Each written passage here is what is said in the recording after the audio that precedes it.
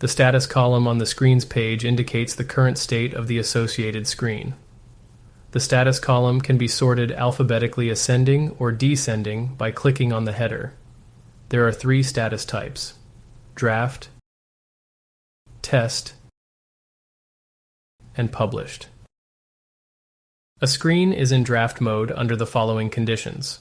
The current version is not published, and no users are assigned to the test.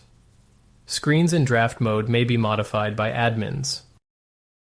A screen is in test mode under the following conditions. The current version is not published, and at least one user is assigned to the test.